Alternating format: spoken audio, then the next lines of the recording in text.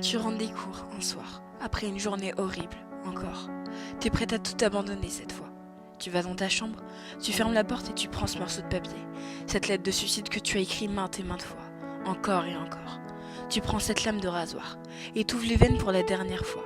Tu prends cette bouteille de pilules et les avales toutes. Tu t'allonges patiemment, tenant cette lettre sur ta poitrine. Tu fermes les yeux pour la dernière fois. 1 heure plus tard, ton petit frère toque à la porte pour te dire que le dîner est prêt. Tu ne réponds pas, alors il entre.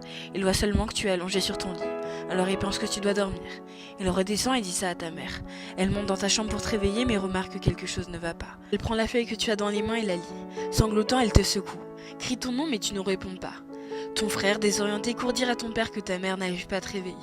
Ton père monte les escaliers affolé, voit ta mère en train de pleurer, tenant fermement cette lettre contre sa poitrine, près de ton corps sans vie.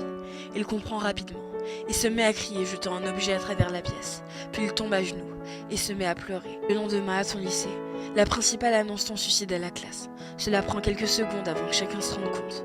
Puis tout le monde devient silencieux. Ils se blâment tous. Les professeurs pensent qu'ils ont été trop durs avec toi. Ces filles populaires repensent à tout ce qu'elles t'ont dit de méchant, bêtement.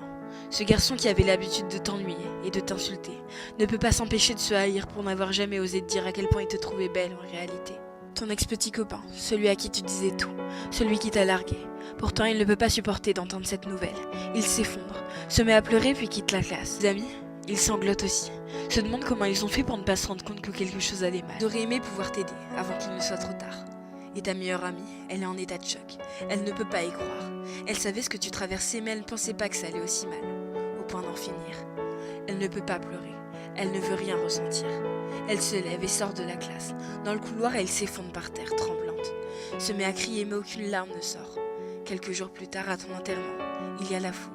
Beaucoup de gens te connaissaient. C'est cette fille pétillante, celle qui était toujours là pour les autres. L'épaule sur laquelle on pouvait pleurer. Ils parlent tous avec de bons souvenirs qu'ils ont eu avec toi. À tous, on peut voir des larmes couler de leurs yeux. Ton petit frère ne sait toujours pas que tu t'es suicidé.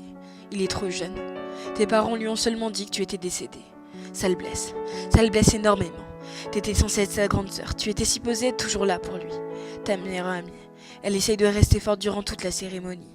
Mais au moment où ton cercueil est mis en terre, elle perd tout moyen. Et se met à pleurer comme elle ne l'a jamais pleuré. Et elle continuera, pendant des jours et des jours. 2 ans plus tard, tes amis, pour la plupart tombés dans la dépression, parlent toujours à un conseiller thérapeute 1 fois par semaine. Certains de tes professeurs ont tout simplement quitté leur job. Ces filles populaires ont maintenant des troubles alimentaires. Ce garçon qui est insulté s'ouvre les veines. Ton ex-petite amie ne sait plus comment aimer et n'a jamais pu avoir une relation stable à nouveau. Ta meilleure amie, elle a essayé de se suicider, mais elle n'a pas réussi comme toi. Mais elle a essayé, plusieurs fois. Ton frère, il a finalement découvert la vérité sur ta mort. Il se coupe, s'ouvre les veines, pleure le soir. Il fait tout ce que tu as fait pendant des années et qui t'ont conduit au suicide. Tes parents, leur mariage est tombé à l'eau. Ton père est devenu alcoolique pour le distraire du mal que lui a causé ton décès.